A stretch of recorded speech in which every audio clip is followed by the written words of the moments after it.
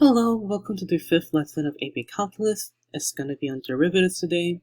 So we're going to start out by reviewing some rules from last week, and we're going to move on with adding a few more rules, and then we're going to learn how to find the tangent and the normal lines using a derivative. So the first rule that we learned last week was the constant rule. If the function is equal to a and a is all real numbers, then the derivative is equal to 0. The next rule we learned was the constant multiple rule. If the function is a times x and a is all real numbers, then the derivative is equal to a. The function is equal to 99x, the derivative equals to 99. Well, and then there was the power rule. If the function is x to the n power and n is all real numbers, then f prime of x is equal to n times x to the n minus 1 power. Also, there was this rule. If the function is a times x to the n, then the derivative is equal to a times n times x to the n minus 1 power. And then there's the product rule. The derivative of u times v, where u and v are both functions, is v times u prime plus u times v prime. I'll give you some seconds to look at the examples again, try to refresh your brain. And then we're going to learn the new rule. This is called the quotient rule. So this is when you're dividing one function from another, so it will be u divided by v. Then the form will be v times u prime minus u times v prime over v squared. Easier way to remember is think as u is equal to high and v is equal to ho, and ho d high minus high d ho over ho ho.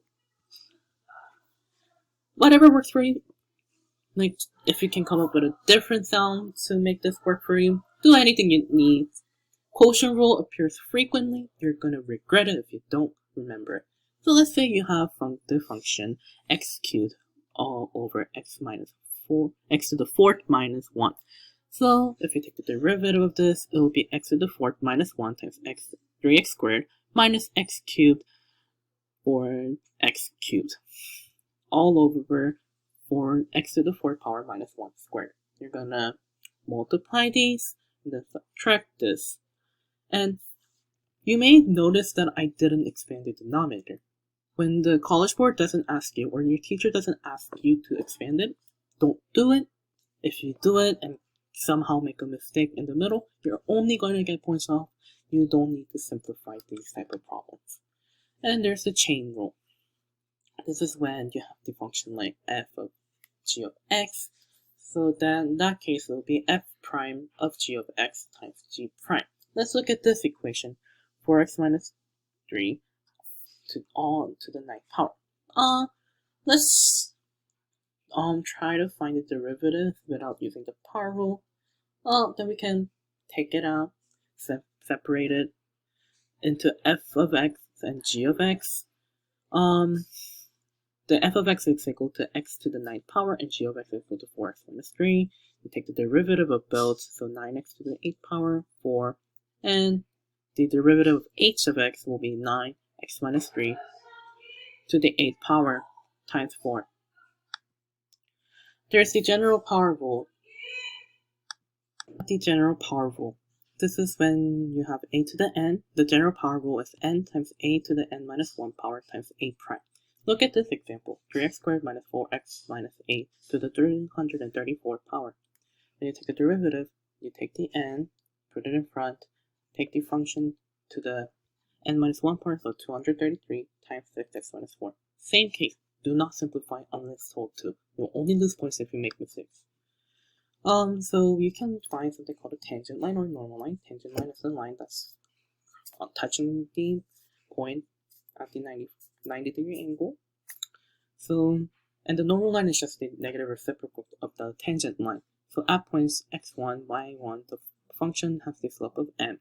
This will be the equation for the tangent line where the slope is m, which will be the derivative, and this will be the function for the equation for the normal line. We're going to take a look at two examples. You have the function 5x squared at x equals 7.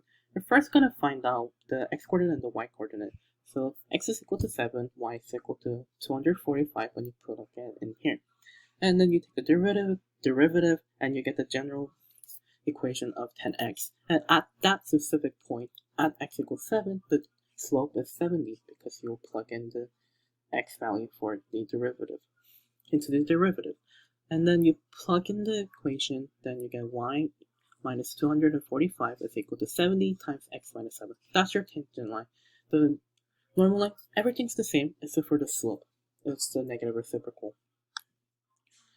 Another example, we have square root of x minus 8 as x equals 9. You do x1 minus 1, x1 y1, which is 9 and negative 5. You plug this in here, and then you find the slope, which is m is equal to 1 over 2 root x. You plug in the x value, you get 1/6. So you plug in the y value, we have negative 5, so y plus 5 is equal to 1/6, x minus 9. The normal line is the negative reciprocal, so it'll be negative 6, but everything else stays the same. Simple, right? You might be asked to you will be asked to find the tangent line and normal line throughout the course. It's a really important concept. Please remember it. And that will mark the end of today's lesson. Thank you for listening to me, and please review. Your derivatives can be difficult, but you're going to survive. Thank you.